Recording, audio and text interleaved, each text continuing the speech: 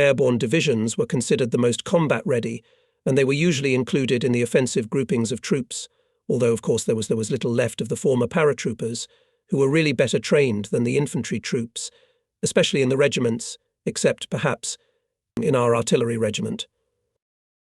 We are moving towards Kirovograd. Our battery, as well as other gun batteries of the regiment, were transferred to horse traction.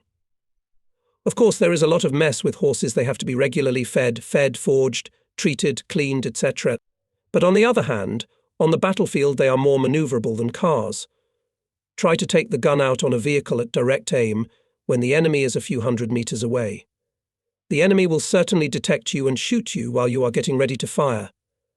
In addition, in the conditions of Ukraine, where there are very few paved roads, off-roading was commonplace. In such conditions it was often simply impossible to move across the field, following the infantry, if vehicles, even such as American Studebakers, which we had before, were used as traction. So we decided to transfer cannon batteries to horse traction, and howitzer batteries, where the gun is much heavier than the cannon, were left on mechanical traction. On January 15th, 1944, we arrived in the designated area and took up the combat order. It was thawing, sometimes raining in the afternoon. Thick fog had been hanging for several days. From our observation point in 5 meters nothing can be seen. It is almost impossible to conduct reconnaissance of the enemy. We are operating in the area of Krasnosilki village, but it is not visible in the fog. The beginning of the offensive is scheduled for January 25th. On the morning of the 25th, the fog became even thicker. How to shoot at targets in such a situation? Artillery preparation was carried out blindly, by area, without preliminary shooting, or at least adjusting the firing. Therefore, the artillery preparation was reduced by almost half and lasted no more than 30 minutes. In such an environment, to count on a reliable suppression of enemy defences was naive. The command decided in these conditions to start attacking the enemy positions with penalty battalions. These battalions were manned by those convicted by military tribunals for war crimes. The sentences were replaced by them with a penalty battalion. If the convicted person showed himself in battle by brave actions and was presented for a reward, then instead of a reward he was reduced the measure of punishment or cancelled it altogether. A penalized man was also considered to have redeemed himself if he was wounded on the battlefield. These battalions also included demoted officers who acted as ordinary riflemen. The penalties went forward and disappeared in the fog. Machine gun and rifle shots are heard ahead, muffled by the fog. We are following the penalized men. We have to support their attack with fire, and where to fire artillery if we cannot see the target, so on their own can be hit. The Germans obviously did not expect an attack. Besides, the fog did not allow to see the attackers, as well as the attackers cannot see the object of attack. Apparently, in this case, the effect of surprise and fog played a decisive role. In any case, the enemy's defence, or rather its leading edge, was broken through. The attack had the character of a game of cat and mouse. Here, success depended on who could see and fire faster. With their scouts and communicators, I followed the infantry. The enemy fiercely resists. We run on a clear field, covered with a shallow layer of snow. From the left flank of the German machine gun pinned us to the ground. The fog has already begun to clear and visibility has increased to 200 to 300 meters. We are lying on the wet ground mixed with snow, not a pleasant pleasure. I gave the command short runs to get out of the shelling zone faster. Ahead in the liquid fog we can see the outskirts of the village. Our paratroopers are already fighting for them. Throw for 25 to 30 meters, and with a run-up I fall on the ground, in a shallow tank track, obviously German, as we did not see our tanks. During this time the enemy did not have time to make an aiming turn. But still it is unpleasant to feel yourself on the fly. Bullets click closer and farther away, showering mud and snow. Soon we are already at the nearest house in the vegetable garden behind the fence. Here also lies a chain of our infantry, which is fighting for the village. The fog began to thicken again, and soon everything seemed to sink in milk. In 2 steps nothing can be seen. The infantry advances from house to house. Then in one place or another, there is a fierce firefight. Obviously our soldiers, as they say, nose to nose with the Germans. We try to keep up with the infantry.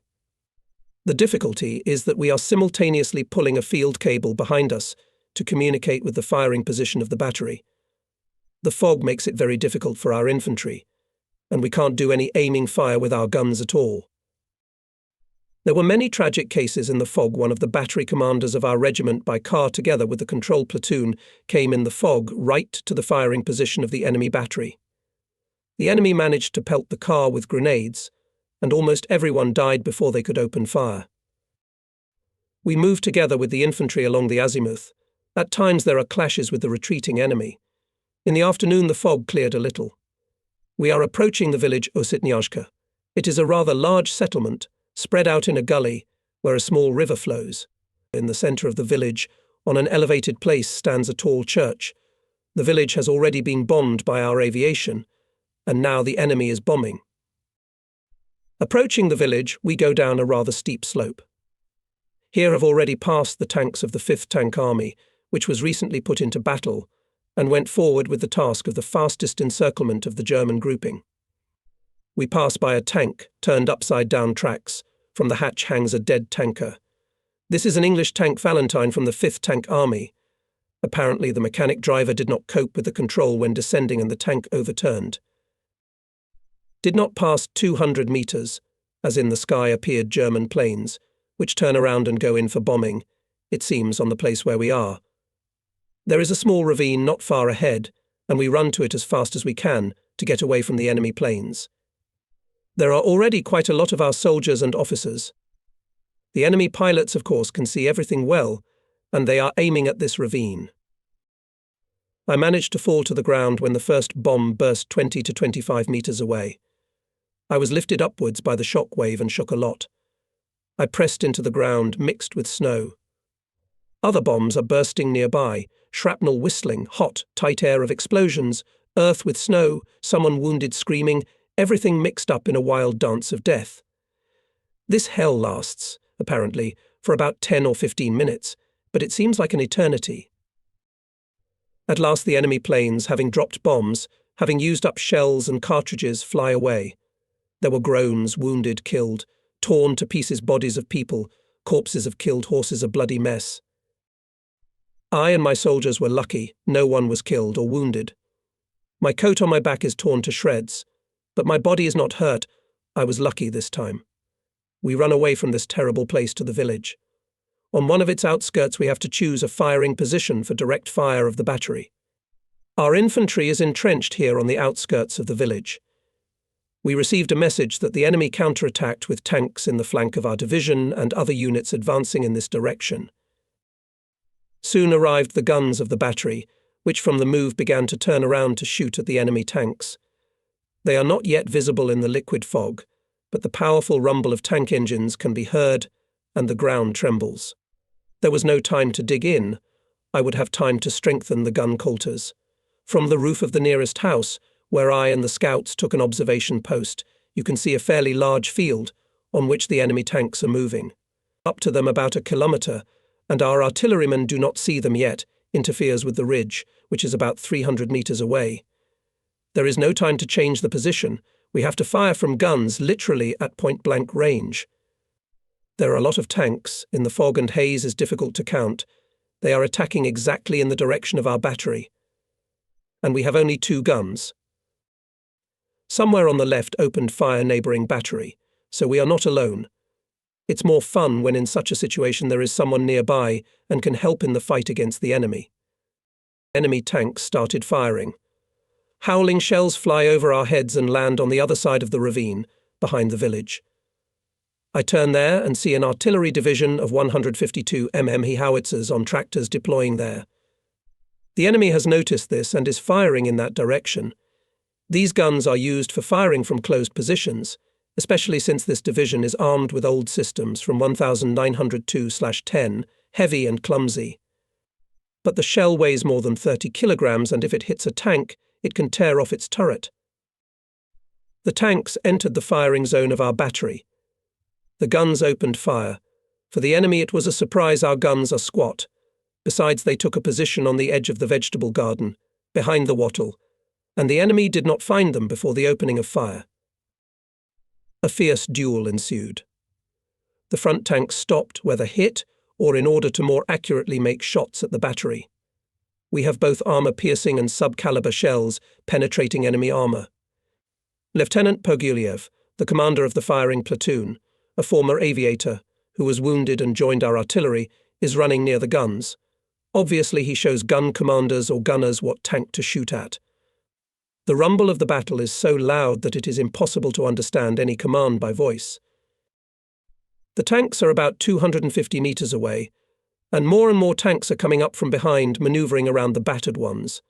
Between the tanks there is a passenger car. Obviously the superiors are driving behind the tanks, but when maneuvering it sometimes remains uncovered. As much as I shouted about it to Poguliev. Finally he noticed my gesticulation and soon saw this car. A few shots, and the car went up in smoke, turning upside down on its wheels. The 152 mm Howitzer Division, taking advantage of the fact that the enemy tanks were distracted by the fire of our battery, managed to turn around and soon opened fire on the enemy tanks. Powerful explosions shook the ground in the enemy battle order. Poguliev, a great lover of trophies, with some of the soldiers from one bump in the field to another, and where and crawling makes his way to the hit car. Soon one of our guns was smashed by a direct hit of an enemy shell, and then another one had one wheel and part of the shield torn off by an explosion. There are killed and wounded. Our sanitary instructor Masha, we're running over, we're crawling from gun to gun, gives the wounded first aid, drags them to the nearest house. Still, several enemy tanks are standing motionless against the firing position. There is smoke coming from some of them. It means that shells of our battery got them. To all appearances, the enemy tank attack has smothered. Enemy tanks, survived in this duel, began to pull back and soon disappeared in the smoke of battle. Again we continue the offensive. Our regiments went forward, holding the direction of the village of Tishkovo. On our right, the 5th Guards Cossack Cavalry Corps of General Selivanov entered the battle. In the evening, when it got dark, we approached the village, several houses burning, illuminating the area round. Our infantry lay down on the outskirts. Here we also shortened the cold night. In the morning we move forward again. Heavy fog makes it difficult to advance.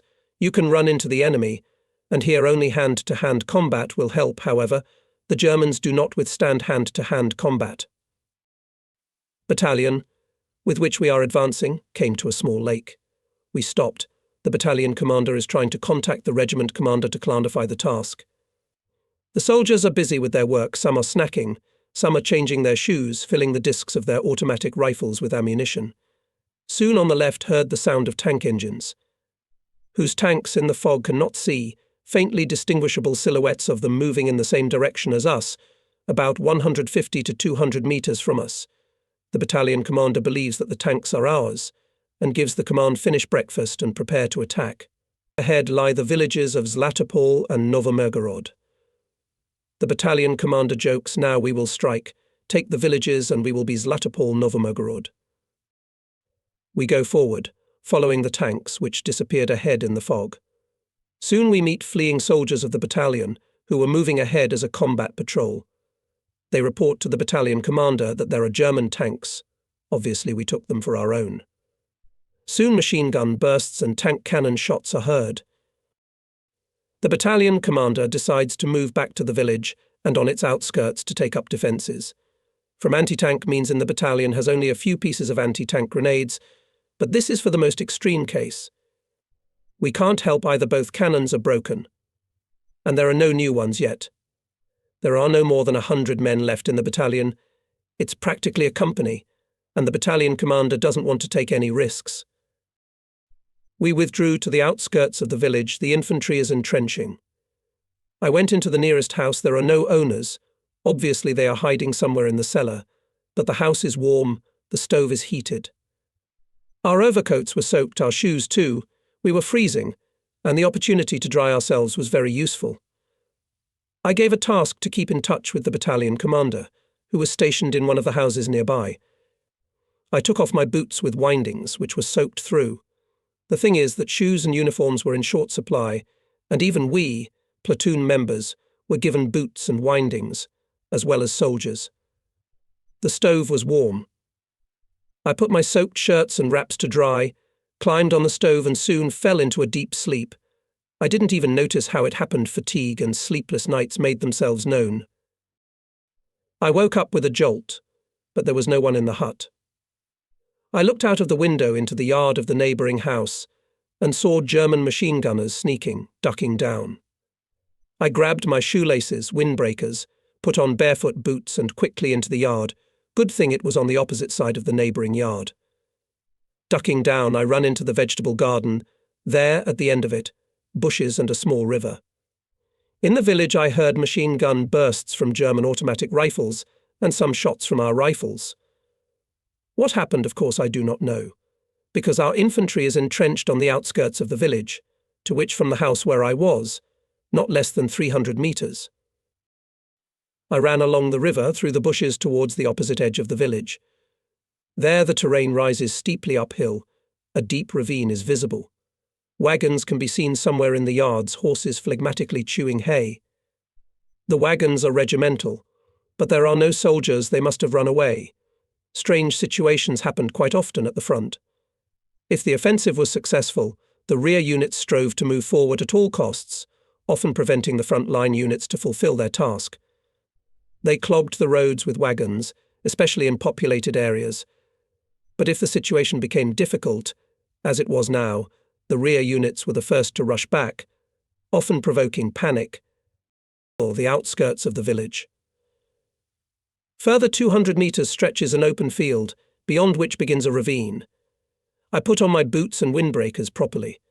I looked around. I could see neither my own nor Germans. Somewhere in the village tank engines are humming. Sometimes shots from machine guns and rifles are heard. Rather thick haze hides the village. It's getting evening. Judging by the time, I slept on the stove for 4 hours. For the first time in 2 years of the war, one slept on a warm stove. I go down into the ravine. There's not a soul there. What's the matter and where are our men?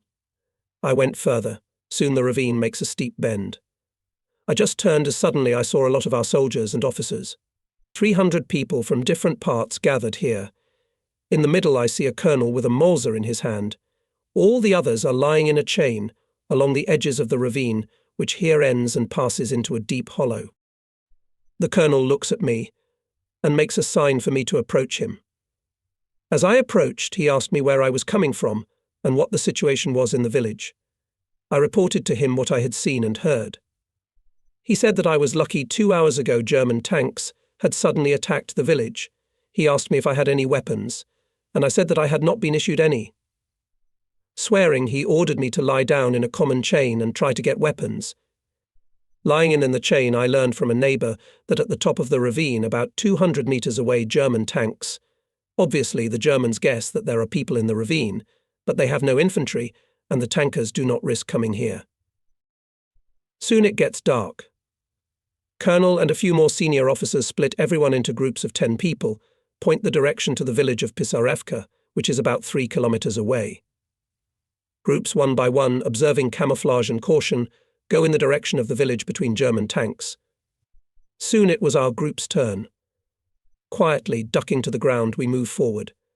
To the right and left in the thick evening haze we can see silhouettes of German tanks, up to them not more than 200 metres.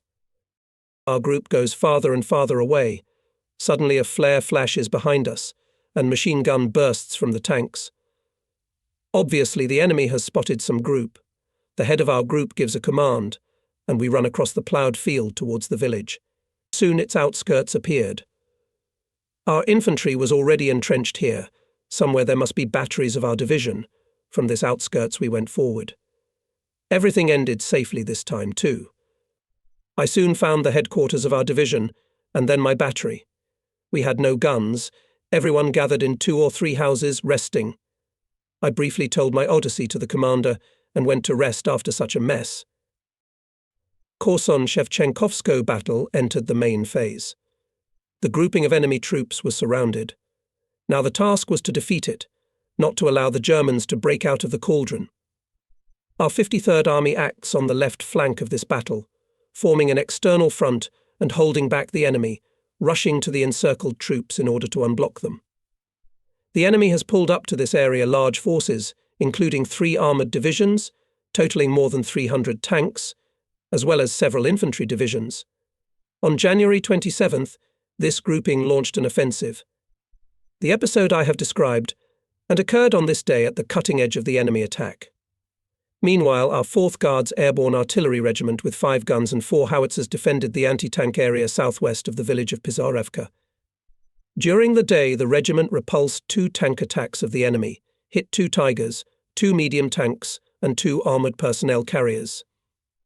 In this battle, the commander of the division, Guards Major Dolgov, died a brave death. All the next day in the area of Pisarevka village there was a fierce battle with enemy tanks, which came close to the village, but could not break through our defences. At night the tanks that survived in this battle moved back and apparently were transferred to another direction in the hope to break through our defences there. On January 28th, the ring of encirclement closed around the enemy grouping. In the area of Zvenigorodka town, tankers of the 20th Tank Corps of the 5th Tank Army of the 2nd Ukrainian Front and tankers of the Tank Brigade of the 1st Ukrainian Front met. After the war, one had an opportunity to serve for 8 years in the 20th Tank Division, the former 20th Tank Corps, which at that time was stationed in Poland. This division, as the heir to the combat glory of the 20th Tank Corps, was named Zvenigorodskaya, like our 1st Guards Airborne Division. There is fierce fighting along the entire front. Our 53rd Army is on the offensive, trying to push the outer front away from the encircled enemy troops. The enemy is resisting stubbornly, often goes into fierce tank counterattacks, trying by all means to break through to the encircled troops and open the ring of encirclement. In general, for the period from January 23rd to February 3rd, 1944, our division inflicted the following losses to the enemy: killed and wounded more than 1,000 Hitlerites, hit and burned 22 tanks, including 12 Tigers. Our losses: 1,100 paratroopers were killed and wounded. Most of the cannon artillery of the division and regiments was put out of action. Having repelled fierce tank attacks of the enemy, our division, together with other army formations, continues the offensive in the direction of the town of Shpola, with the task to push the front line as far as possible away from the enemy group of troops encircled near the town of Korsun-Cherkassy. Our battery received 2 76 mm's 3 guns, the same as before, took up a firing position near our front line and prepared to repel enemy tank attacks. There were not many infantry. A thin chain of them was located not far from our position. The weather was bad: strong cold wind, wet snow and rain, mud mixed with snow, pudding weights stuck on our feet. There was nowhere to warm up, there was bare steppe all around. The nearest village was at least 3 kilometres away. The trenches were cold, dirty, damp, and constantly covered with snow. My scouts and communicators dug a small dugout, but there is nothing to cover it with. The nearest forest is at least 1.5 kilometres away. To pass even 100 metres is worth a lot of work because of the mud. We covered it with what we had: to some branches, corn stalks, straw. There is no stove.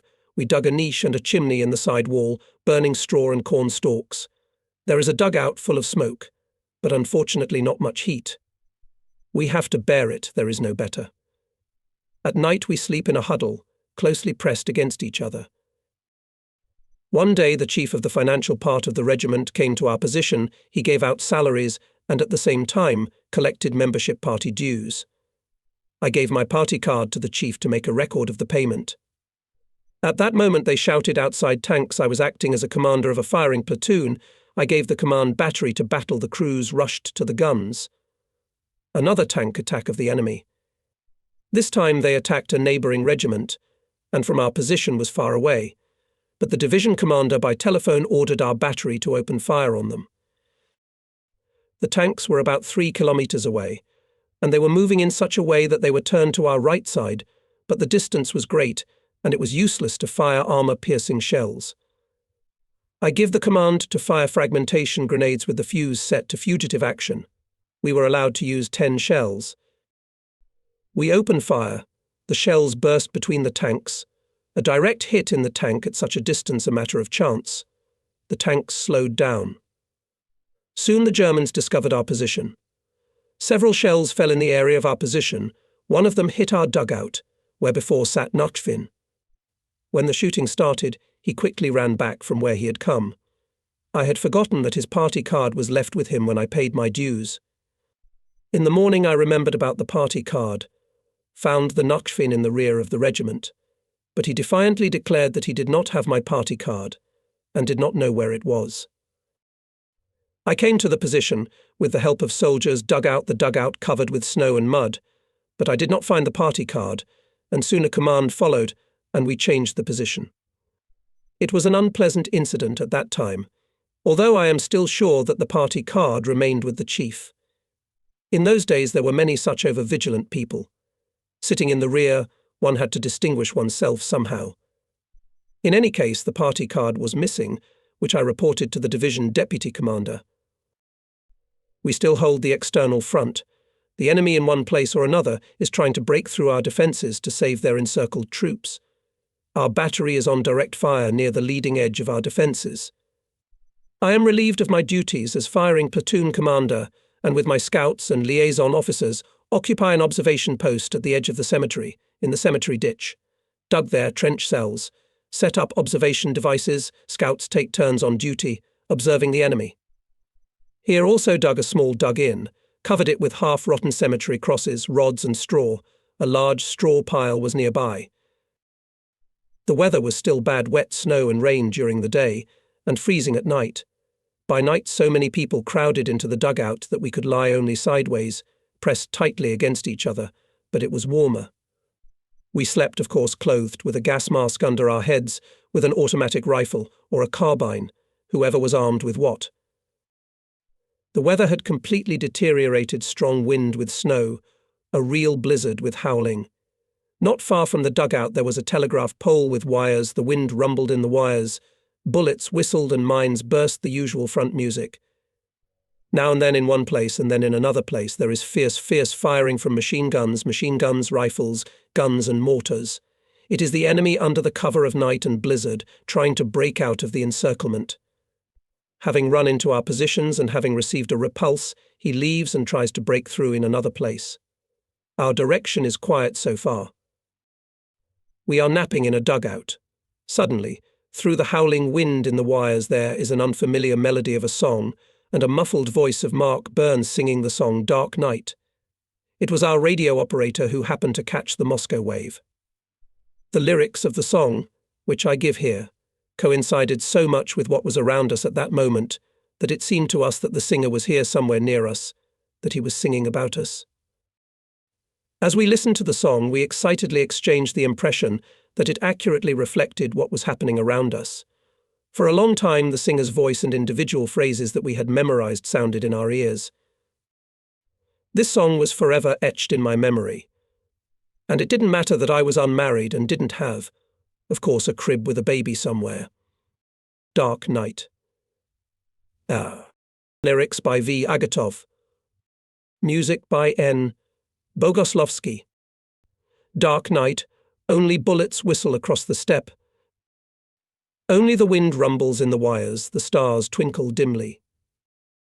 On a dark night, my love, I know you're awake. And by your crib you secretly wipe away a tear. How I love the depth of your tender eyes. How I want to press my lips to them. The dark night separates us, my love, and a troubled black steppe lies between us. I have faith in you, my dear friend. This faith has kept me from a bullet in the dark night. I'm happy, I'm calm in the battle of death. I know you'll meet me with love, no matter what happens to me. Death is not scary. We've met it many times in the steppe, and now it's circling over me. You're waiting for me and you're not sleeping at the crib. That's why I know nothing will happen to me. The song fell silent, and for a long time we marvelled at the talent of the poet who had guessed exactly what was happening to us, at the talent of the composer and the singer who had created heartfelt, warm music. Gradually the raptures subsided, the night was taking its toll, and we fell asleep again. I woke up, unable to breathe, short of air. It turned out that we were completely snowed in our den in the cemetery. We shoveled a hole in the snow and it became easier. I assigned duty and turned to periodically break through the hole. Suddenly, in the middle of the night, the ceiling of our dugout crackled, and we heard the squeak of the wheels of a brigade. We amicably raised our legs up, pressing them against the ceiling. At the same time, a friendly, strong soldier's mat reacted to this event. Obviously, someone had come at night to get straw. It was dangerous to appear here during the day because of the rifle and machine gun fire. Soon there was an explosion, horse stomping, and everything went quiet. Only in the morning, when I got out, I saw a part of a broken wagon and a snow-filled crater from the explosion. Later we learned that at night the foreman of our division, an elderly man, had come for straw.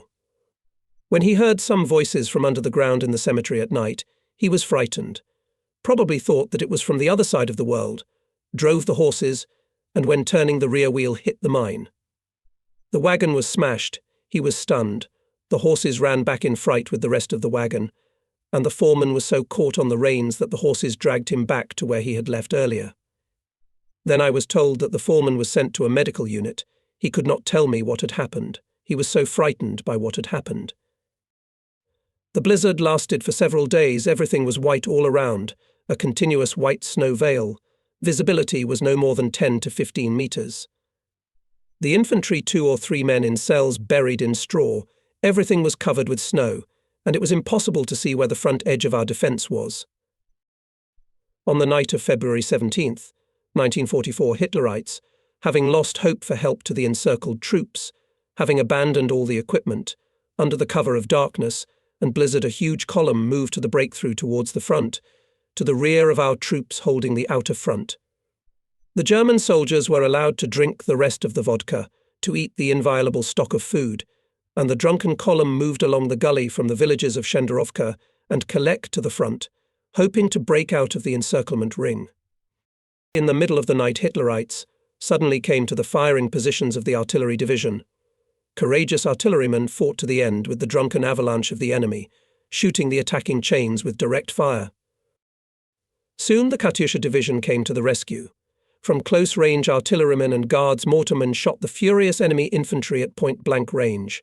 The battle was fleeting and fierce. Drunken Hitlerites were rushing forward, not counting losses. Ahead of the enemy column were several tanks. Behind them moved an avalanche of infantry and all those who were surrounded. The forces were unequal. On a small section of the front, the enemy created a multiple superiority, expecting to break through our defense and get out of the encirclement. The resistance of the Soviet troops in this section of the defense was broken, and the enemy rushed to the outer ring of encirclement. The situation was critical. To hold such a force liquid chain of our defense was almost impossible. All roads were covered with deep snowdrifts, and it was practically impossible to maneuver the reserve to the breakthrough area. The situation was saved by our tankers. Raised at night on alarm, they managed to move to the area of the breakthrough of the enemy column and crashed into it, shooting Hitlerites from tank machine guns, crushing the enemy with tracks. Till the very morning, the cruel fight continued. The enemy column was crushed. Hundreds of corpses, mixed with snow, covered the ground. Thousands of soldiers and officers were taken prisoner, and only small scattered groups managed to hide in the shroud of snow and get out of the encirclement. Among the dead was found, and the commander of the German group, General Stemmermann, who rejected the earlier ultimatum given to him by our command to surrender the entire group. It was the second Stalingrad, only on the Dnieper, and with sadder consequences for the German soldiers. There in Stalingrad, most of the German soldiers and officers, together with the commander, Field Marshal Paulus, surrendered. Here in Ukraine they refused to surrender, and most of them were destroyed. A huge amount of equipment was left on the battlefields. Only according to official data in the period from February 5th to February 18th here were destroyed 430 airplanes, 155 tanks, 376 cannons and mortars, 269 self-propelled guns, more than 900 machine guns. In addition, after the defeat of the enemy grouping on the battlefields was collected a large amount of serviceable equipment: aircraft 41, tanks 116, guns of different caliber 618, self-propelled guns 61, vehicles about 1,000, and a lot of other equipment. 18,200 Hitlerites were taken prisoner, and in total there were about 80,000 people in the encirclement. It turns out that about 62,000 people were destroyed in these battles. How many of our soldiers and officers were killed is unknown. I have not met such a figure anywhere. After the defeat of the encircled group of the enemy, our division occupied the defence in the area of the town of Spola. One day I was called from the front line to the regimental headquarters, where I received the task to get at the disposal of the chief of the rear of the division and perform tasks on his instructions.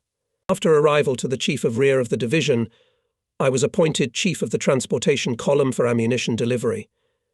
The thing is that by that time the roads were so muddy that it was very difficult to move even on foot. I remember once I was crossing a street in the town of Spola. I pulled my foot out, but my boot remained in the mud. I had to pull out the boot, put it on, and then repeat this procedure with the second one. To somehow solve the issue of supplying the units with ammunition, the population of many villages came out. They lined up in a chain from village to village, and from morning till late evening passed shells, mines, grenades from hand to hand, often in the rain or even in a snowstorm, sometimes under shelling and bombing. But the main supply was carried out by a transport column, which I led. It included several hundred horses and a large number of wagons. Some of the horses were used as pack transport. The column was located on the outskirts of the town of Spola in the collective farm stables, preserved from the pre-war time. All the riders were also housed here with the horses. A horse requires constant attention. It must be fed, cleaned, mended, harnessed, wagon, and even treated. It is necessary to get fodder somewhere. They gave out some oats, but it was not enough. In general, there were enough worries. I had assistants, including veterinary doctor Lieutenant Shemendiuk. We were accommodated in the nearest hut from the stables. For the first time in 2 years of war, we had a chance to sleep in a warm hut, and even on a bed, without outer clothes and shoes. This ideal did not last long.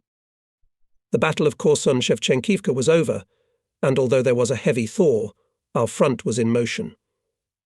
On our part of the front, the offensive began on the night of March 8th to 9th. It was necessary to prevent the enemy from gaining a foothold, burrow into the ground. And although we had little strength and ammunition, we had to not miss the moment, while the enemy was demoralized by the recent defeat. It is very difficult to attack at night, especially in such a slush, but we had to use the element of surprise as much as possible under the circumstances. In addition, the Germans did not like to fight at night, and therefore often accused us that we are not fighting according to the rules. Those who were at the front know that the Germans were pedantic in matters of everyday life. If it was night, then we should rest. If it was time to eat, then there was a break for lunch or breakfast. They called us Asians, because we often caught them in this pedantry: you have to rest or eat, and we attack. Such was the case this time. Our 1st Guards Airborne Division, together with other units of the 53rd Army, went on the offensive. By night attack, the enemy defence was broken through, and in the morning we entered the villages of Skotodevo and Tolmak. Thus began the offensive operation, which was called Uman Batoshanskaya, by the name of the towns that were included in the band of our troops. I remember well a short battle for the village Skotarevo. 2 men sneaked to our meeting from the village. They showed us where the Germans were in the village. Some of their firing points helped us to orient ourselves more accurately. The battalion, with which our battery was operating, moved on the left flank of the regiment, on the left elevated outskirts of the village, and we could clearly see the battle. The village was soon completely cleared of the enemy. There was no time for us to delay. We had to prevent the enemy from breaking away and occupying the defence. After the war in 1980, the Veterans Council of our division organised a meeting in those places. We were in the village of Skotarev, as well as in the villages of Kapitanovka, Tishkovka, Pisarevka, and others. The population met us very warmly. Together we went to the mass graves of our comrades in arms, where exciting morning rallies were held. In the defence of the enemy formed large gaps not occupied by enemy troops. We used this opportunity, developing a non-stop offensive. The weather was good, warm and sunny. For 2 weeks we advanced 120 kilometres. One day we approached a village. It was located down along a small river. The column of our battery began to descend to the village on a slope. Suddenly one of the scouts shouted, "There are German tanks in the village." I looked carefully through binoculars. Indeed, a German tank is moving through the village, and our soldiers who entered the village are scattering from it. I quickly give the command battery to battle. The guns are deployed for direct fire. Gun commanders give commands to fire. Suddenly we see several soldiers running from the village in our direction and desperately waving their hands. It is dangerous to shoot, you can hurt your own. In addition, the enemy tank does not take any action against our battery, although it stands in the open and is clearly visible from the village. Finally, the soldiers ran up and, out of breath, said that we should not shoot, because our soldiers were in the tank and they were riding on it. At first I didn't understand anything, and only later I learned that for some reason the Germans had abandoned a serviceable tank, even filled with fuel. Found skillful people who can control the tank, and our infantrymen decided to ride a little more, and this venture could end sadly. I give the command, "Stand down," and the battery, having withdrawn from the position, is moving forward again in a column. We pass the village, climb the opposite slope. It's getting dark. We have to make a halt for the night. There is a stack of straw nearby, and a deep ravine densely overgrown with thorny thorns. We settle down for the night. The soldiers are hungry, there is no kitchen, it is one for the division, and when it will be it is difficult to say. I call up the commander of the Reconnaissance section, give him money and send him to the village to buy something to eat. An hour and a second passes, and my scouts with the sergeant are still not there. It was getting quite dark when they appeared, accompanying a huge ox with metre-long horns.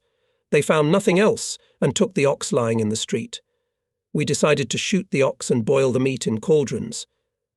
I gave a gun to Sotnikov, the commander of the reconnaissance department. The ox was placed on the edge of the ravine. The gun commander, a big Sergeant Dotsenko, holds the cattle by the horns, and Sotnikov aims at the ox in the forehead. A shot was fired, after which the ox swung its horns so much that Dotsenko flew into the ravine. The ox raised its tail and gave a jump from pain. Sotnikov managed to grab his tail and ran after him. He shot the animal in the ass with a pistol in response, a stream of blood and feces in the face and on Sotnikov's clothes. Another shot and again the same result. The ox continues to run as fast as it can in a fever. All this took place in pitch darkness, and it was impossible to see where Sotnikov and the ox were and what was going on there. At last they found the dead animal in the darkness, and not far from it Sotnikov, who was swearing and cursing. If an outsider had seen him at that moment, he would surely have been frightened to death, drenched in blood, smeared with liquid ox feces, covered in straw and mud, the result of a fight with a phlegmatic-looking ox. They laughed, of course, heartily. The soldiers began to skin the ox, to divide it into parts, to put it into pots and buckets, and soon fires were lit and meat smelled. In 2 hours the ox was left with its skin, metre-long horns and hoofs. With difficulty Sotnikov was washed. Then until the end of the war soldiers often joked about it, coaxing Sotnikov to another cattle. To get to Dotsenko had to cut through a ravine in the thorny thorns, and then the sergeant was sent to the sanitary unit. He had no living place on him, all skinned with thorns. As it turned out later, Sotnikov had aimed at the ox in the forehead, but hit him in the lower lip. He, of course, reacted accordingly. Not meeting serious enemy resistance, our troops continued the offensive, with great difficulty overcoming the spring-off road. Mud was sticking with poods on shoes on the wheels of guns and wagons. Horses were exhausted, pulling the cannons out of the mud, and there was no end to it. People, helping the horses, also literally fell from fatigue. But it was necessary to advance, otherwise we would have to break through the enemy's defences later. Having consulted among themselves, they decided to get oxen and harness them to the gun carriages. Soon 4 pairs of oxen were harnessed, 2 pairs in each harness. The oxen made slow but steady progress. However, this depended in no small measure on the weather. If there was a cold headwind with snow, the oxen refused to go forward, and no force could make them move. And since we were moving westward, and the wind was often contrary, we had to either wait for the wind to subside or harness the horses. We learned to literally twist the tails of oxen. They are very stubborn, and if you do not find common ground with them, You will not get far. Sledders are all country people, and they mastered this science of oxen quite quickly. Our ox-drawn battery lagged behind the battalion it was supporting. We don't know where the other batteries and the division headquarters are. We are moving towards the town of Balta. One day, after a tiring transition under cold spring drizzling rain through impenetrable mud, we entered a small Ukrainian village. Hungry, wet, dead tired, we went to the nearest hut to warm up and rest. My scout Kolya Kushenko from Kiev was not particularly shy and immediately asked the hostess for something to eat. The lady promptly replied, "There is nothing. All the Germans have taken it away." Kushenko, "Well, at least give me some water." The hostess again in a hurry, Nimtsi all took away. Kushenko, not thinking long, sets up a bussel in the middle of the house. This is an artillery device for reconnaissance and directing guns to the target when firing from closed positions. It is a large compass with a magnetic arrow, a limb with angelometer divisions, and an optical monocular from above. The device is mounted on a tripod. The hostess stands nearby and watches Kushenko. He has released the magnetic arrow, and it swaying from side to side, one end accidentally points to a cabinet near the wall. Kushenko says to the hostess Bakisha, "The arrow shows that there you have klib lard." The surprised woman replies Tartroki pulls out a kilogram of lard and a loaf of bread from the cupboard. We didn't need to ask twice, we were hungry as wolves. Kushenko went to the bussel again, shook the arrow and said to the hostess, "Now we will see what you have." The hostess hurriedly replied, "That's it. That's it." She climbed into the cellar, took out pickled tomatoes, cucumbers, a pot of boiled potatoes from the stove, a jug of milk from the cupboard. We had a good snack. The hostess sits next to us at the table, propped her cheek with her hand, looking at us with pity. We, in fact, almost all of us were still boys. I had recently turned 20, Kushenko, probably no more than 18. He was picked up by our soldiers somewhere near the Dniester, so he stayed in the battery. The rest of the soldiers were also 19 to 20 years old. Then, when we had already finished everything on the table, the hostess concluded, "I can see why you're beating them. They don't have such equipment." We laughed, thanked the woman, and moved on to Balta. The offensive of our troops continued. Large gaps were formed in the enemy's defence, and our division rushed into one of them, going farther to the west through the enemy rear. The weather was disgusting, strong cold headwind with rain and snow. Our oxen flatly refused to move forward. We barely reached some village. We decided to wait out the bad weather here. We went into one of the huts. The hospitable owners, a grandfather and an old woman, heated the stove well. We dried ourselves and rested a little. Grandfather turned out to be a jolly man. He must have longed for listeners, and continuously amused us with his simple stories from the times of the Civil War, during which he was left without a leg in battle, and various funny stories about the recent occupation. We listened, laughed, joked, and generally relaxed. In the evening, the local youth, mostly girls, began to come to our hut. They shyly huddled in a corner, as if they missed the parties, which were usually held in villages in peacetime. We were all young too, and soon found a common language. We began to sing Ukrainian songs, some music appeared. I think balalaika, dancing began. In general, it turned out to be a merry party. Soon the hut was full of people. Hearing the songs, many adults came here too. The fun continued until late at night. For the first time in the long months and years of the war, we rested our souls, had fun, and the villagers admitted the same. Far past midnight, the young people went home. And in the morning, the whole village came out to see us off. There were a lot of tears, especially among girls and women, and our hearts were clenched whether we will ever have such a fun, rest and sleep in a warm hut. Slowly we move forward. The distance to the city of Balta, 35 kilometers, we overcame only on the third day. We are not only separated from our troops, but also in the absence of any information about the enemy and our troops. We could not hear the usual sounds of the proximity of the front artillery firing, aviation actions, etc. The battery commander, Captain Kulagin, ordered me and my scouts to move forward and reconnoitre the situation in the area of Balta, who was in the city, their own or the enemy. On horseback we went forward, and soon the outskirts of the city appeared ahead, cautiously approaching, camouflaged by bushes and hollows. Not far from the outskirts we stop and carefully with binoculars observe the nearby street and yards. They are of a typical village type. Nothing suspicious can be seen. Somewhere along the street people pass by. Everything is quiet. We go to the nearest hut.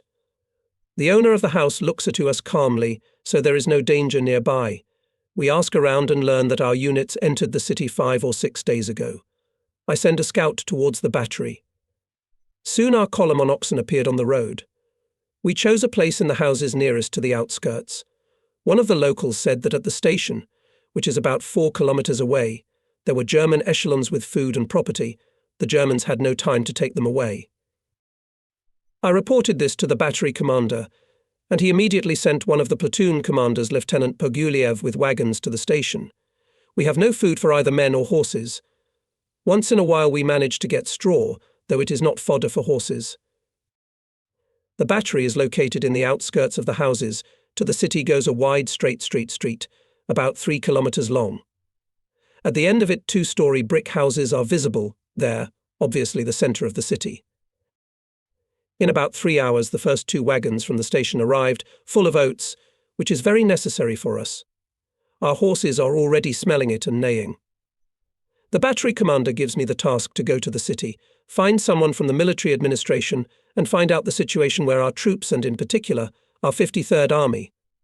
I asked the scouts to feed oats to my horse first of all. Soon I rode on horseback towards the center of the city. It was almost undestroyed, only some buildings burned. Near the center, near the bridge over a small river, a heavy German Tiger tank lies on its side in the water.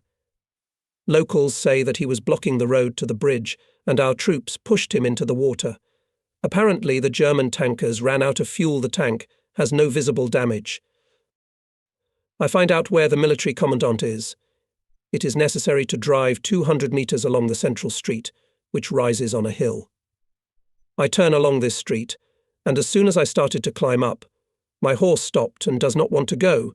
Neither spurs nor whip helps. It stood up and did not move. I get off the saddle and try to drag the horse by the bridle, but nothing works. The horse stands like a halt. Tired, I leaned against a pole near a 2-story house. I can't see any inhabitants. Apparently there is some kind of dining room or restaurant on the 2nd floor, and on the ground floor there are some rooms like storerooms. Soon an elderly man, obviously Jewish, comes up and asks my permission to take some pickled tomatoes from the pantry. I answered him that I didn't know any tomatoes and had nothing to do with them. He quickly went through one of the doors and soon came out with tomatoes in a pot. Soon another came in with the same request. I didn't care about tomatoes. I had to do something about the horse, which continued to stand in the middle of the street unmoving. The street was deserted. No one rode on it, but I had to get to the commandant. One by one the locals frequented the storeroom. I stopped 2 men and asked them to help me move my horse out of the way. The men mounted her from behind, and I pulled her forward by the bridle. The horse took a step with a groan and stopped again. Someone advised to turn it back, under the hill. We turned the horse around, and it went up the hill. I got into the saddle and started to go downhill, expecting to turn into the nearest alley and there try to get to the commandant's office again. As soon as the road began to climb the hill, my horse started again and did not move. I couldn't leave it. They might take it away or it would leave on its own, but I had to go to the commandant. Soon I saw some boy, asked him to hold my horse by the bridle, and I went to the house where the commandant's office was located. There I quickly learned that we had gone to the left and were in the strip of the neighboring army. I had to go back to the battery to report the situation, but my horse still wouldn't move. I tried to ride back down. It went slowly. Without going out into the street, I followed the path behind the vegetable gardens towards the outskirts, where the battery was located. I had not gone 100 meters when the horse lay on the ground. I barely had time to jump off the saddle. I tried to pick it up, nothing worked, and there was no one around. I took off her saddle and bridle and decided to walk to the battery. I took the saddle on my shoulder and moved forward. I walked about 300 meters, looked back. I see some man approaching the horse. I went back. He asked me what had happened to the horse. I told him. It turned out that he was a veterinary paramedic, or rather he used to be. He put his ear to the belly of my Rocinante and asked what he had been fed. I told him that the horses were hungry, and here they brought oats, and they were fed. He explained that the horse was full of oats and might die, and suggested that I join him in rubbing its belly. We started massaging the horse's belly with our fists. She started moaning, raised her head and looked at us. What are we doing? We worked hard with our fists for about 15 to 20 minutes. Suddenly there is a deafening gunshot from the horse's anus. She herself jumped to her feet in fright. My old man says that all the trouble has gone out with the sound. Now the horse will live. Let it rest for 10 to 15 minutes, and then we can go. While we were talking, the horse came to his senses. I put a bridle and saddle on it, thanked the old man for his help, and slowly drove off. The nearest alleyway led to a wide street. The weather was quiet, warm and sunny. It was the middle of March, but it felt like spring, and there was almost no snow to be seen. People came out of the houses, mostly women and children, sitting on benches, basking in the sun. I had to make a good impression and run down the street, because there were no other riders except me. I have spurs on my boots, a sabre on the side, a cavalry saddle. My horse is going down the street quite briskly. When I spurred him on, he obviously didn't expect it, and farted loudly all along the street, shaking his legs. Nearby houses laughed at hearing such blatant music. I pulled my hat over my eyes and galloped forward. The oats were doing their job, and the horse rattled all along the street like a motorcycle, without a muffler. Up to the place where the battery was standing, the music did not stop. The horse was getting rid of the gases accumulated in its stomach, and the whole street was rolling with laughter. Battery witters joked on this occasion our lieutenant gave for the inhabitants of Balta the first concert after the liberation of the city. The next morning our battery moved forward to the city of Kotovsk. Somewhere there is our division. Kotovsk is 40 kilometers away. For 24 hours that we stayed in the town of Balta, the horses had rested and were fed with oats. We left the Oxen and moved forward on horses. We reached Kotovsk the next morning. In the morning there was a small fog that hid most of the town. It was slushy. The ground was covered with muddy snow. The city was quiet. We could see wagons and soldiers of our division. We recognized them by their epaulettes with blue edging. Soon we found out that the division, acting on the enemy rear, suddenly broke into the city, and from the west, not from the east, as the Germans could assume. The battle was of a fleeting nature. The Germans had no time for defense, but to get away. Soon there were two powerful explosions, one after the other, shaking the whole city. The Germans blew up large ammunition depots, located near the railroad not far from the city. The town of Kotovsk was famous for the fact that here in the local mausoleum was buried in the legendary hero of the Civil War, Kotovsky. Soon we caught up with our regiment. The division continued the offensive. Its combat route now lay towards the Dniester in the direction of the town of Dugout. We moved forward along a wide gully, in the middle of which a small river flows to the Dniester. The enemy offers almost no resistance. Obviously, he is trying to get behind the Dniester, there to organize defense and stop the advance of our troops. We also realize it, and we strive to move forward faster to prevent the enemy from breaking away. Sometimes fierce clashes with enemy rearguards break out in one place or another. We pass the outskirts of the district centre Krasny-Okna. We move forward to Dugout.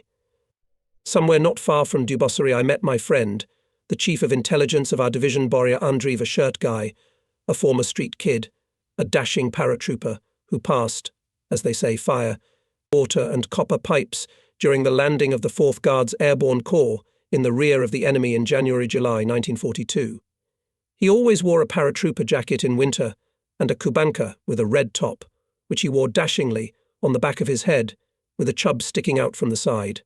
Fedya never got discouraged. He was a master of salty soldier jokes and quips. But he knew his business.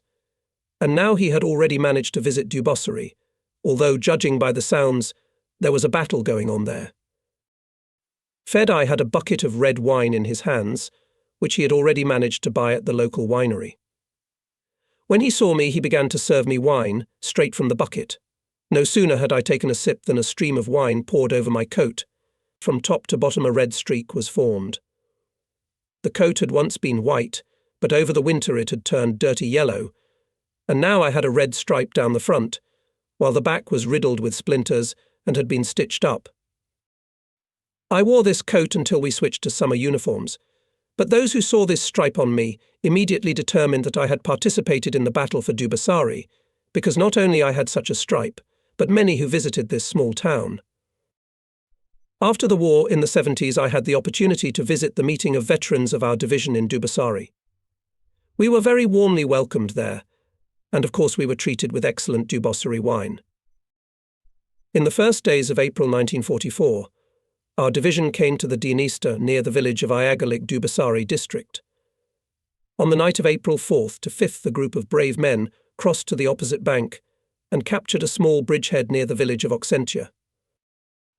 It should be borne in mind that at that time the Dniester was in flood, the water was raging, and in many places it was out of its banks, and it was risky to cross the river even in the daytime. And here we were crossing at night, and also on the opposite bank, where there was the enemy, who of course was not going to welcome us with bread and salt. In general, the forcing was difficult and dangerous. Suddenness helped. The Germans did not expect that our troops so brazenly forcing the river at this time, when the flood was in full swing. In addition, the enemy tried to destroy or steal everything that was this area suitable for crossing the river, but our paratroopers, with the help of the local population, managed to get a few small light boats, safely hidden from the Germans. In the morning, the enemy discovered our soldiers on the west bank of the river and began furious attacks, trying to destroy our paratroopers. Fierce battles boiled over. Our units, coming to the Dniester, immediately entered the battle. Attempts to force the Dniester in the daytime were unsuccessful.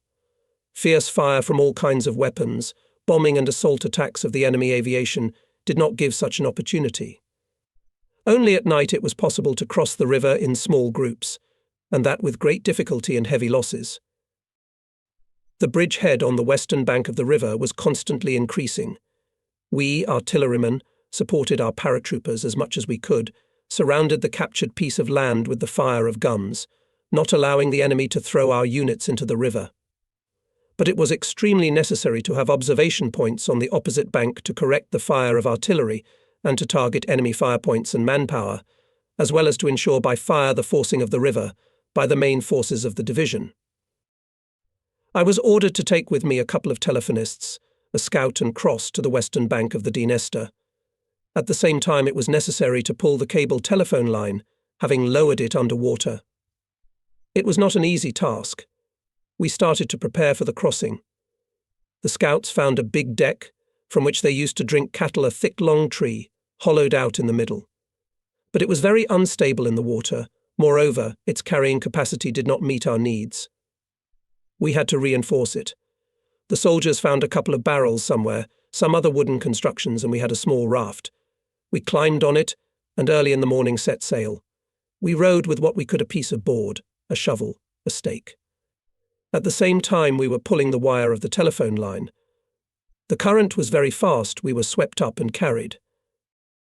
We were desperately rowing. Among other things, we had to get to a small frontal bridgehead. If we were swept away significantly, we could get to the enemy. The day is overcast, rather strong haze. The opposite shore is almost invisible, and it is to our advantage. The first reel of cable is out. We must quickly connect the second one. The communicator tied up the wires and began to frantically insulate them, otherwise there would be no connection. He bent over, trying to hold the knot in his hands. We're rowing as hard as we can, but the current is very strong, the raft tilted on one side, a jerk of water, and we are rapidly overturned. The icy water covered our heads, but still we all managed to grab the edges of our raft. From the shore we are being watched closely. When they saw that we had overturned, they began to pull the raft to the shore by the wire. When we were preparing for the crossing, we had foreseen the possibility of such a situation, so the wire was led under the bracket, and all the cable reels were attached to the raft. Soon the raft, held by the cable, was nailed to our shore. We climbed out of the water, were picked up under our arms and dragged to the nearest hut. We quickly undressed, Our doctor gave us some alcohol to rub the body and 100 grams of vodka. We drank hot tea and went to the warm stove to warm up. It was the beginning of April, and even a few minutes of a cold font could incapacitate us. But thank God everything ended relatively safely. It could have been worse. We warmed up, dried up, but the task must be solved. Our superiors realized that with such a river as the Dniester, it would not be possible to solve the problem in a rush. Soon pontooners came to the river, and by evening the first raft was launched. Together with other units of the advanced units, we safely crossed the river at nightfall, quickly took up an observation post, and were ready to fire. Our batteries were on the other side of the river. In the morning a fierce battle broke out again. But during the night the main forces of the regiment managed to cross to the bridgehead, and we successfully repelled the enemy's counterattacks. By the end of the day the enemy obviously realized that he could not hold our troops, and he began to withdraw. The first village on the western bank of the Dniester Oxen is in our hands. For the successful forcing of the Dniester, our division was awarded the Order of Suvorov, and all participants of these battles were announced the gratitude of Supreme Commander-in-Chief Stalin and were given written certificates about it. We continue the offensive towards Kishinev. However, we advanced relatively not far, about 15 kilometers from the Dniester. The resistance of the enemy increased, our fighting orders during March were greatly stretched, our rear supply points lagged behind. We were in dire need of ammunition. In short, there was nothing to fight with, and we switched to defense. In our direction, the front edge passed along the edge of the collective farm garden. Ahead, about 3 kilometers away, on the bank of the small river Roit, a tributary of the Dniester, should be the Moldovan village of Trebuchin. But neither the village nor the river was visible. After the war, during the meeting of veterans of our division in the city of Dubasari, we went to the village of Trebuchin. Only here we realized why we could not see the village. It stood on the bank of a river, and next to it was a high rocky cliff that hid the village. Our battery took up firing positions for direct fire directly in the fighting order of the supported battalion. I chose an observation point to the left of the firing position. Here was a forest, which was a wide strip running perpendicular to the front. On the near edge of the forest I took the observation post. The forest reliably covered the approaches to it, and well camouflaged us from both ground and air observation of the enemy. Other batteries also chose their NPs nearby. The usual work began. We conducted observation in the strip defined to us, finding targets in the enemy's defense, its firing points, lead their mapping, determine the coordinates, put on the tablet. Every day we report to the division headquarters the results of reconnaissance. The terrain in the enemy's defense behind the village of Trebuchin rises up and is well visible from our NP for 3 kilometers. But only what is done in the vicinity of the village, we cannot see, hides the terrain. We can see only the front edge of the enemy, and not everywhere. One morning, watching in the stereo tube, I found a column of Germans on foot, which was coming down the road towards the village of Trebuchin. Apparently, to the enemy was approaching replenishment. I quickly reported to the division headquarters, and then oriented the division commander. He quickly found the enemy column. One battery of our Division 122 howitzers stood in a closed position. The terrain was shot in advance. The battery gave a test shot to check the installations. The burst occurred not far from the column, a correction was quickly introduced, and the battery opened a cursory fire on the column. The powerful 122 mm shells destroyed the column in a matter of minutes. We saw well how in fear the Germans were rushing across the field and the nearest bushes, trying to hide from the shelling, but the shells found the target everywhere. The field and the road were strewn with corpses, and those who managed to survive scattered in different directions. The enemy learned a good lesson and no longer dared to move in the open, and I received a commendation from the division commander. The May 1st holiday came. At the front it was no different from the usual everyday life, except that our petty officer Bukov, himself a resident of Moldavia, brought a barrel of wine. Whoever wanted came up, scooped wine with a cauldron and drank it, as they say, for health. Besides, as usual, we were given 100 grams of vodka in the evening. A barrel of wine, which brought Bukov, stood at the edge of the garden under a tree. Borja Andreev, the division's chief of reconnaissance, drank as much wine as he could and spread a trench coat near the barrel and lay down to take a nap in the sun. At that time, the gun commander of our battery, Sergeant Dotsenko, and several men from the gun crews went to the kitchen to get breakfast for the firing platoons. The kitchen usually drove up the forest road and stopped in the woods, close to the observation posts. That's where the firefighters went. They approached the barrel, drank wine. Dotsenko saw that Andreev had a pistol out of his holster, a trophy parabellum. Dotsenko took it in his hands and accidentally pulled the trigger. A shot rang out, the bullet hit Borja Andreev in the back at chest level. Borja was taken unconscious to the hospital, where he died without regaining consciousness. I didn't see all this, I was told. How absurd. Almost 3 years he was at the front, participated in the brutal battles of 1941, parachuted into the rear of the enemy in 1942, fought 6 months behind enemy lines, and then all the time on the front line, and such a tragic accident took him out of life. I felt this loss hard. We were close friends. Often in the same trench we spent our everyday life at the front. Often we slept here, in the trench, under one overcoat, under another. I could not find a place. I hoped that he would survive, but then I learned that he died somewhere in the hospital in the city of Ribnica. The front conditions did not even allow us to see him off. He was a wonderful person. Even in the most difficult situation, he did not lose his head, never got discouraged, no matter how difficult it was. Having no relatives, Borja got acquainted with some girl in absentia by correspondence, and often told me how good she was. He had never even met her, but their correspondence was very warm. He dreamed of going to her after the war and marrying her. He regularly sent her his paycheck. She resented him, but he stubbornly sent monthly remittances. He was a wonderful man. I knew her address and had to tell her the sad news. The fact that he regained consciousness for a few minutes, he asked that Dotsenko not be prosecuted, saying that he did not think he was guilty. His request was subsequently granted, and the tribunal did not consider the case. Soon I was appointed Chief of Intelligence of the division in place of Boris Andreev. The work was familiar to me, so I quickly got involved in it. Almost a month we stood in defense at this line. In June, the division was transferred to another area. The regiment that supported our division occupied the defense on the outskirts of the town of Orgiv, a small and very cozy town of district scale. The population from the town had been evacuated. Only a few men were left to watch for looting from the houses. The battalion with which our division was operating occupied the defense in a fruit orchard on the outskirts of the town, beyond the Roit River. From the city through the bridge the road went to Kishinev. Just after the bridge on the left was a hill on which there was an orchard, obviously a collective farm. On the left was a large swamp, at least 1 kilometre wide and more than 2 kilometres long.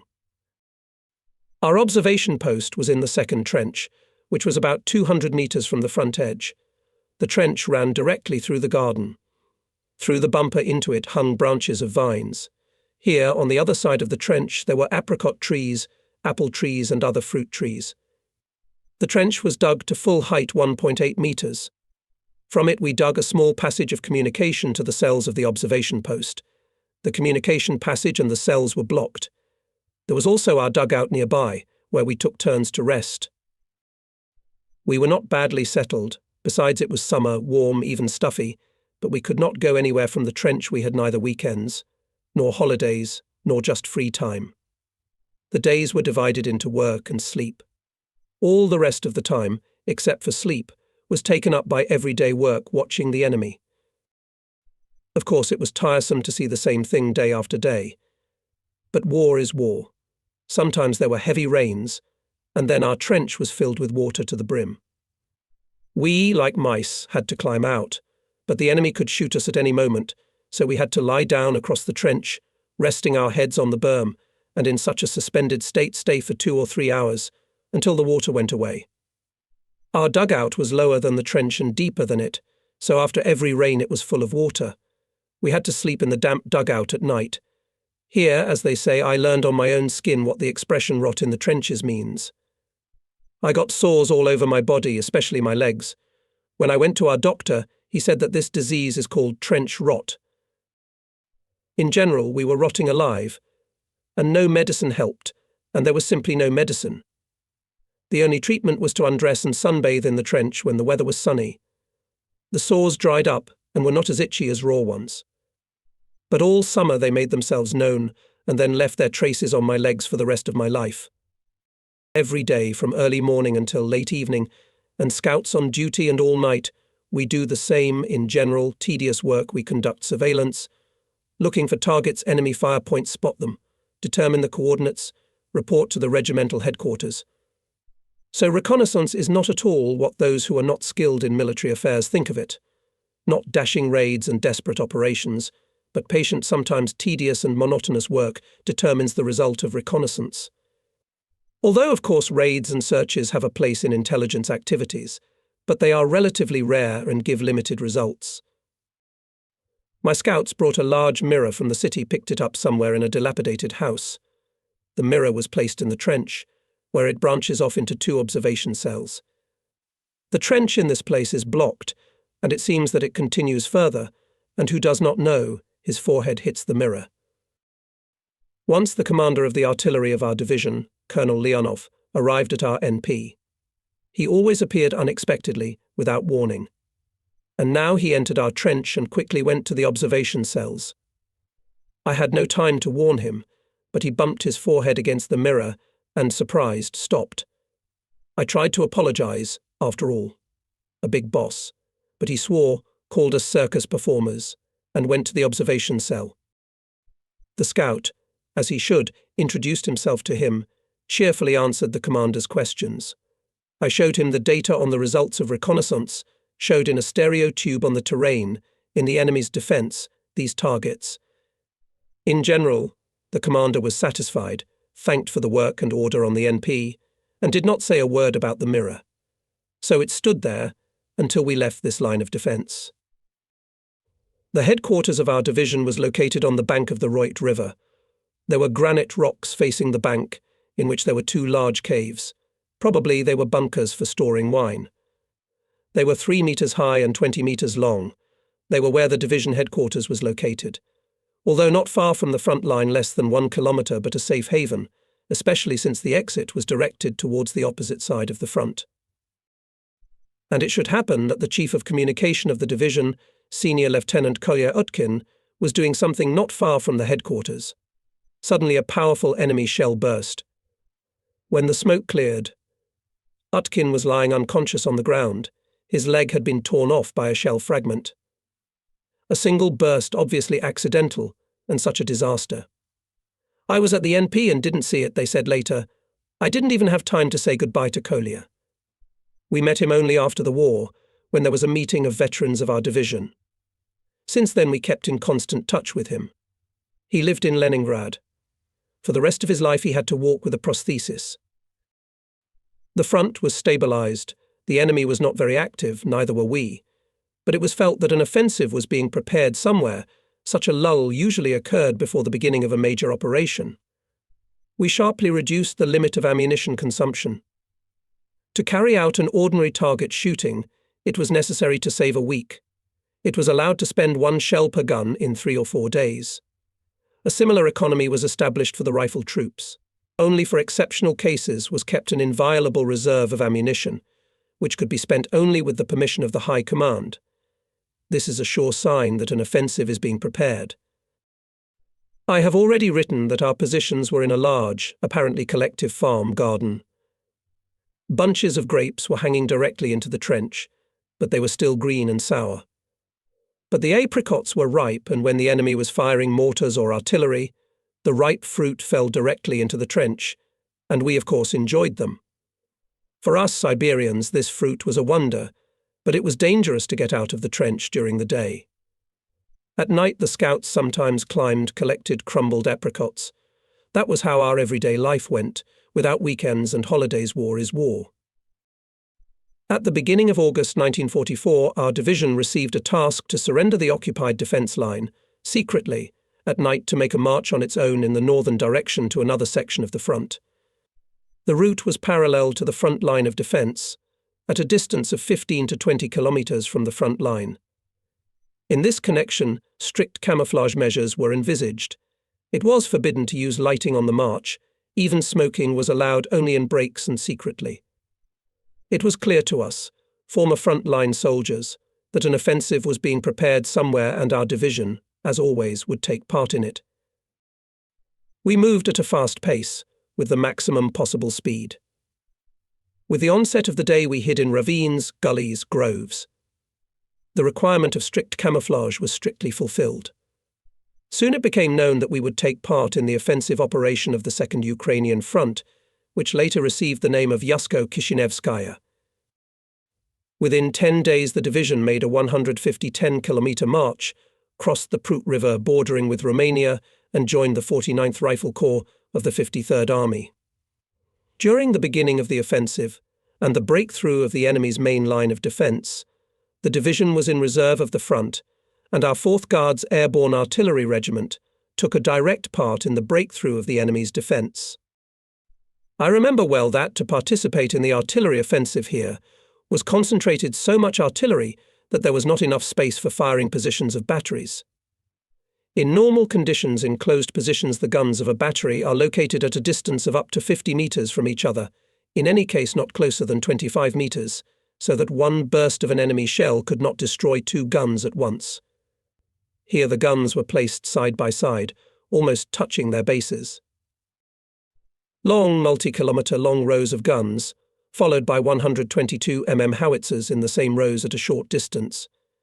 Next came rows of 152 howitzers and howitzers, and behind them were positions of larger systems. In the trenches of the first position there was not enough space for the observation points of the batteries, so they had to be placed directly in the passages where there was at least the slightest possibility to see the enemy's defence. At dawn on August 20th, 1944, all trenches and passages were filled with infantry. Soon the artillery preparation began. The morning was sunny, not a cloud in the sky. Suddenly the dawn silence was broken by the roar of a volley of Katyusha rocket launchers. Since the battles of Stalingrad, the artillery preparation always began with a salvo of Katyushas. Their sound could not be confused with anything else, and it served as a kind of command to start artillery preparation, even if the battery's communication with their commanders' observation posts was broken. The deafening roar of hundreds of rocket launchers, thousands of guns literally shook the earth. It shook like an earthquake. The roar was so powerful that standing in the trench we could hardly say anything to each other. We had to literally shout directly into the ear. The rumble of gunshots merged with the rumble of thousands of ruptures in the location of enemy defences. In order not to go deaf, we had to plug our ears. The air was quickly filled with the powder fumes of gunshots and shell bursts, and soon clouds of dust, raised by them in the air, were added. The day turned from sunny and clear to gloomy in a few minutes. The sun could not be seen through the dust and smoke. It was difficult to breathe. Everything was drowned in the infernal rumble, smoke and dust. Observation was out of the question. Everything was hidden in a thick veil. The infernal rumble lasted more than 2 hours. Such was the duration of the artillery preparation of the attack. Here it is appropriate to briefly explain the concept of artillery offensive. This term was developed by our military scientists, entered the army lexicon since the Battle of Stalingrad.